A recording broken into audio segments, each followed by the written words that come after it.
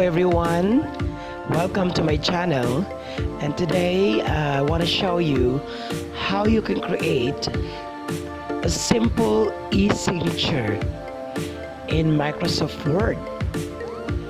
So quick and easy. So kunin yung cellphone and kunan ng picture yung papel na may signature ninyo at punta tayo sa PC. So here I am in my PC. So click natin yung Word and yung blank document. Okay, so i-restore down lang natin kasi kukunin natin yung na-download natin na signature. And of course meron tayong tatlong pamaraan kung paano natin kukunin yung file natin. So una is insert and then picture, and then of course we have the other one which is the very simple copy and paste. And this is another method. Ito yung drag natin, yung picture na yan doon sa Microsoft Word or sa ating document. And then, nakikita natin, malaki yung gray area. So, ano na natin, palitin na natin through crop. So, click natin yung crop. And then, i-adjust lang natin ng konti. So, nakikita nyo pag-a-adjust natin. So, here we go. And the last, and click outside. And that's it. Mayroon pa rin gray area. So, punta tayo ng color, set transparent color, and then you click inside. Boom! Wala na yung gray color. Now, kung gusto natin na klaro yung signature natin, punta ulit tayo sa color, and then click natin yung black and white. Nakita ninyo, naging klaro siya. Alright.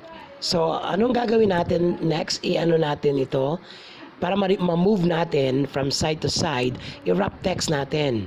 I-layout natin. So sa gilid makikita na ninyo, mayroon tayong layout options. So, nandun na yung behind text para sa wrap text. Of course, maano na natin ito sa right side, to your left side, side to side. So, gagawa tayo ng letter and then, lagyan natin ito ng nasa baba na tayo, tapos na tayo. So, lagyan natin ng truly yours at saka yung pangalan mo and of course, your position. Remember na kapag ganito yung gagawin mo, dapat yung pangalan mo naka-bold. Okay, lagay na natin yung signature natin. I-adjust natin kasi ang laki-laki nito, and then adjust, and there you have it. Nakikita nyo? Parang totoo siya. Or pwede din recommending approval, yung pangalan mo, yung position, o di kaya ay noted by or prepared by or submitted by. So mayroon kayong letter na ipapagawa or gagawin at saka kasi malayo ka at gusto mo itong ipiprint out kaso malayo, agyan mo na lang e-signature yung ginawa mong letter at saka magre-request ka ng yung friend na ipiprint out doon sa kanila, and then that's it. Meron ka ng letter na isasubmit kung kahit kanino, diba? O di kaya mga papeles na isasubmit. Okay? So, isa-save na natin. So, we have save as. Doon tayo sa desktop kasi kung nandun sa desktop, madali natin itong matutunton. So, lagyan natin ng file name, my signature, and then save natin. Okay? I-close natin yung document kasi hanapin natin kung nandun talaga dun sa sa desktop o nandito sa desktop talaga, nandyan siya. Click natin and there you have it. Nakikita natin, pwede natin ma-move yung e-signature natin. Very simple, di ba? So yun lang ang gagawin natin doon.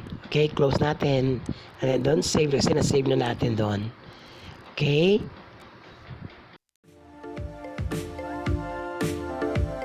Thank you for watching. I hope nakatulong video na to sa inyo. Click the subscribe button para updated, mag-like, at mag-comment below. Kung gusto niyo shout out, Kung mayroon kayong suggestions at katanungan, just comment below. Maraming salamat po.